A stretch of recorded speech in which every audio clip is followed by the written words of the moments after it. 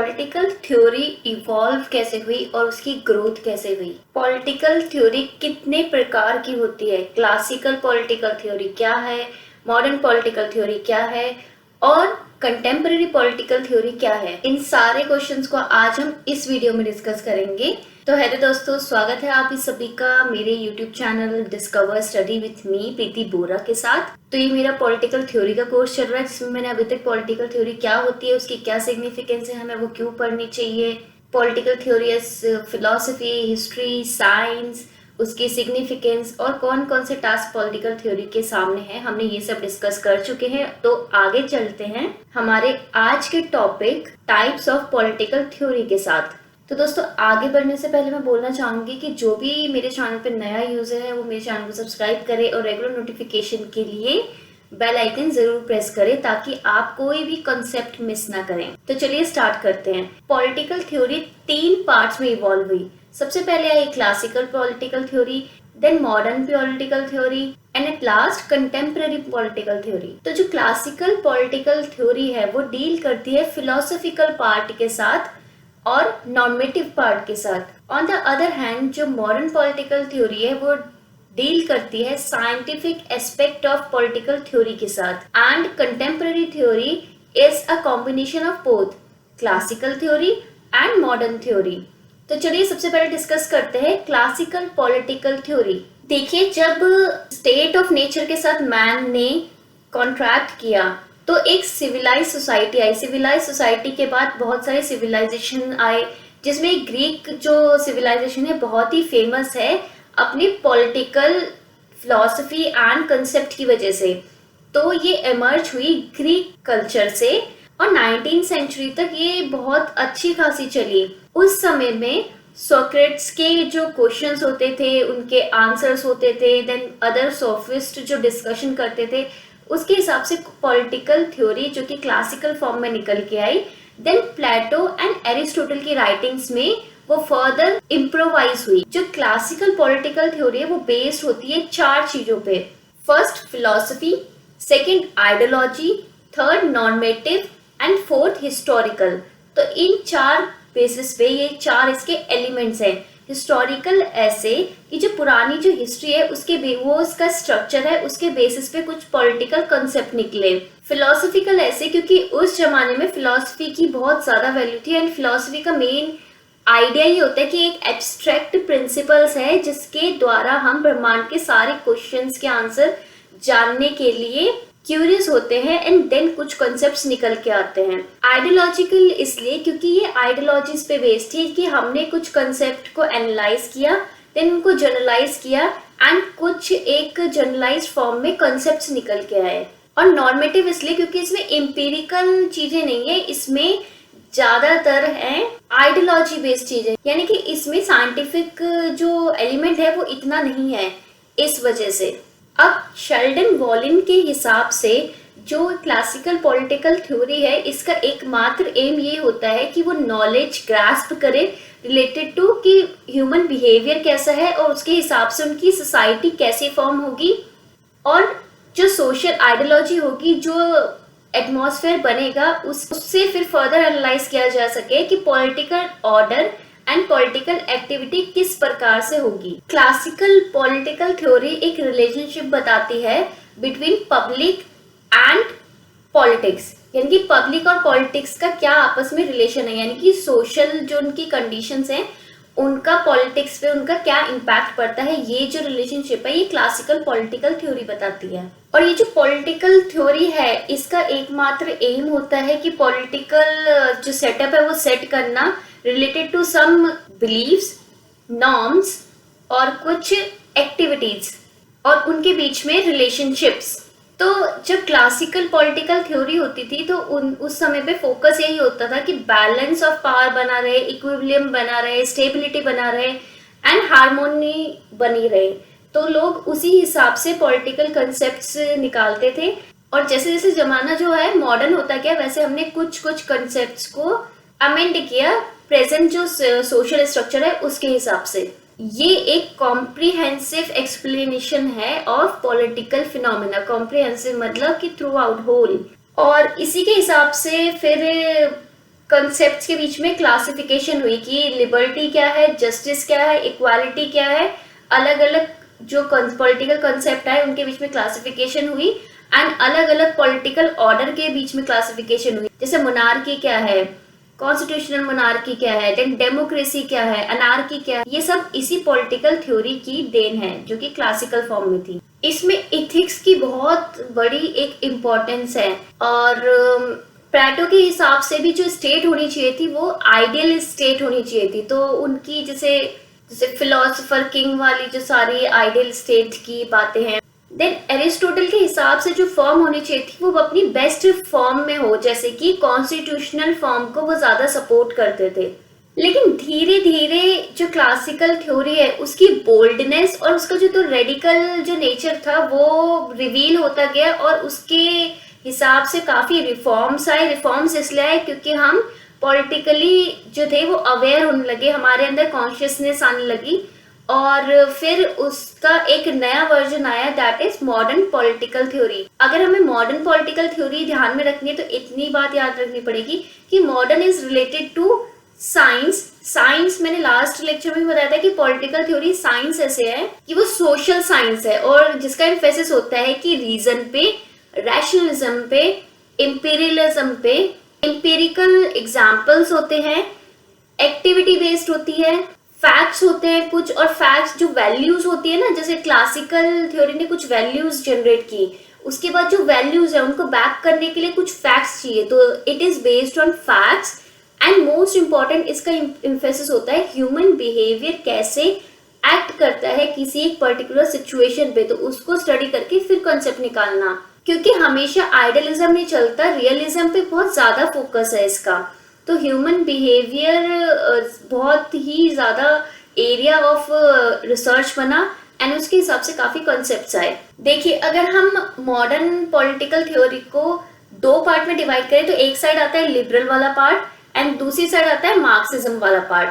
तो जो liberal part है उसमें तीन डिस्टिंक्शन, फर्दर डिस्टिंक्शन आती है कि लिबरल मतलब क्या होता है कि टू फ्री, और लिबर्टी एंड लिबरलिज्म में आगे बहुत ही ज्यादा डिटेल में पढ़ाऊंगी। और अभी के लिए लिबरल वाला जो इम्पैक्ट है दैट मीन्स कि फ्रीडम। उसमें फर्दर तीन डिस्टिंक्शंस आती है। First individualism.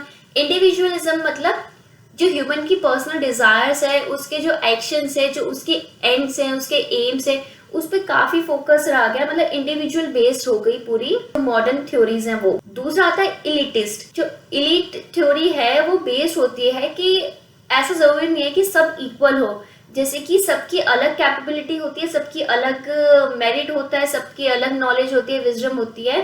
तो इसके जो मेन प्रोपोनेंट है वो हम बाद में भी डिस्कस करेंगे इलीट थ्योरी को डिटेल में, कि पेरेटो, मॉस्का, उन्होंने ये बोल रखा है कि हमेशा सोसाइटी में देखा गया है कि कुछ जो क्वालिफाइड एंड जो जिनके पास पावर होती है, like not money power, not muscle power, but intellectual power भी कुछ होती है, they rule over majority of the masses. अब इसको पॉजिटिवली भी ले सकते हैं, नेगेटिवली भी ले सकते हैं। जैसे हमने, अगर हम पॉजिटिवली ले तो हमारी डेमोक्रेसी है, हमने अपने रिप्रेजेंटेटिव्स भेज रखे हैं जो फर्दर हम पे रूल करते हैं, तो that is a contract we have made. और तीसरा है प्लूरलिस्टिक थ्योरी। तो प्लूरलिस्टिक थ्योरी में क्या होती है कि दो जो फिनोमिना है वो साथ में रूल कर सकते हैं। इसका क्लासिक एग्जांपल है कि स्टेट एंड रिलीजन। जो अगर हम क्रिश्चियनिटी में भी देखें तो वैसे तो काफी कंट्रीज में डेमोक्रेसी है, बट साथ के साथ प्रीस्ट को अलग ही इंपॉर्टेंस दी जाती है, तो उनका अपना सिस्टम चलता है एंड आपका अपना स्टेट अफेयर्स का चलता है। दोनों एक दूसरे के मामले में इंटरफेयर नहीं करते and that comes the concept secularism. तो ये हो गया लिबरल वाली साइड। एंड जब मार्क्सिस्ट वाली साइड हम देखते हैं तो उसमें आता है डाइलेक्ट्रिकल मटेरियलिज्म। ये बात करता है जनरल लॉ ऑफ मोशन के हिसाब से और प्रोडक्शन एंड प्रोडक्टिविटी के हिसाब से कि किसने प्रोडक्शन में एंड प्रोडक्टिविटी में कितना कंट्रीब्यूट किया है और उसको कितना शेयर उसका मिलना चाहिए। इसका बेसिक एम्फेसिस होता है कि लेबर को उनके ड्यूज मिलने चाहिए। इक्वल एंड जस्ट सोसाइटी की तरफ इनका मेन एम्फेसिस होता है। वैसे मैं आपकी इन्फॉर्मेशन के लिए बता दूं कि मार्क्सिज्म वगैरह जो प्रिंसिपल्स है मैं बहुत ही ज़्यादा डिटेल में एक्सप्लेन करूंगी, तो डोंट वरी अबाउट दैट कि अगर आपको ज़्यादा आता नहीं है तो इसमें एम्फेसिस होता है कि कैसे लोअर स्टेज से हायर स्टेज में पहुंचा जाए और क्या क्या मीन्स हमें अपनाने चाहिए ये बात करता है कि स्टेजेस ऑफ डेवलपमेंट की और साइंटिफिक फ्रेमवर्क ऑफ एक्सप्लेनेशन की और सोशल एंड पॉलिटिकल चेंज के बारे में। तो ये तो होगी मॉडर्न पॉलिटिकल थ्योरी की दो डिस्टिंक्शन। अब उसे थोड़ा जनरलाइज फॉर्म में डिस्कस कर लेते हैं। तो ये 15 to 16 सेंचुरी में बिगिन हुई थी। इसका मेन फोकस होता है institutional, behaviouralism, post behaviouralism, empirical science, इन सब फॉर्म ऑफ कंसेप्ट्स में, पॉलिटिकल कंसेप्ट्स में। फिर जो जो पॉलिटिकल थिंकर्स आए उन्होंने एम्फेसिस डाला कि एनालिसिस की क्या वैल्यू है, फैक्ट की क्या वैल्यू है, ऑब्जेक्टिविटी की क्या वैल्यू है, साथ के साथ सब्जेक्टिविटी के साथ, क्योंकि subjectivity is there but something should be objective also, कि फैक्चुअल होना चाहिए कुछ चीजें, जनरलाइज्ड रूल्स होने चाहिए in terms of social science. Observation की क्या वैल्यू है एंड पॉलिटिकल थ्योरी कैसे वैल्यू फ्री हो सकती है, सोली फैक्ट पे कैसे बेस्ड हो सकती है।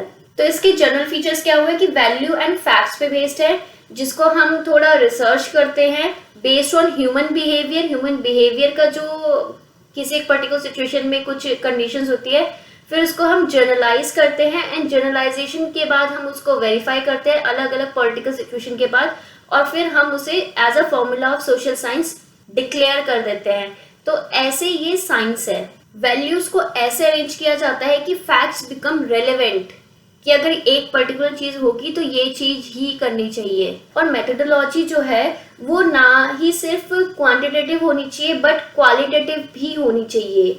इंटरडिसिप्लिनरी है क्योंकि रिलेशनशिप सेट करते हैं हम अलग अलग चीजों के बीच में। इसका मेन फोकस क्या होता है कि व्हाट इट इज, कि किसी भी चीज के बारे में कि व्हाट इट इज, यानी कि प्रेजेंट सिचुएशन में एक पर्टिकुलर चीज क्या है, ना कि व्हाट इट वाज, कि पुराने की पास्ट में वो चीज क्या थी। कभी कभार स्टेटस को की तरफ भी जाते हैं but that's a part of reform and revolution. तो ऐसे ही रिफॉर्म एंड रेवोल्यूशन आता है, एग्जाम्पल इन्वायरमेंटल लॉज और भी बहुत सारे लॉज आते हैं। ऐसी मेथोडोलॉजी बना दी जाती है जिससे हम पास्ट को इंटरप्रेट करके प्रेजेंट की सिचुएशन को हम अंडरस्टैंड कर पाते हैं एंड फ्यूचर की सिचुएशन को हम प्रोजेक्ट कर पाते हैं। तो that is all about modern political theory. Now comes contemporary political theory. तो डेविड हेल्ट के हिसाब से जो कंटेम्प्रेरी पॉलिटिकल थ्योरी है that is a history of political thought, यानी कि पॉलिटिकल थॉट की ये हिस्ट्री है। और इसमें दोनों चीजें होती है, क्लासिकल प्लस मॉडर्न, यानी कि वैल्यू प्लस फैक्ट। और वैल्यू प्लस फैक्ट से हम क्या कोशिश करते हैं कि जो पॉलिटिकल प्रॉब्लम्स है वो सॉल्व हो सके, ताकि एक आइडियल स्टेट बन सके, गुड सोसाइटी बन सके and responsible human being develop हो सके एंड उनका पर्सनल डेवलपमेंट भी हो, साथ ही साथ पॉलिटिकल डेवलपमेंट के।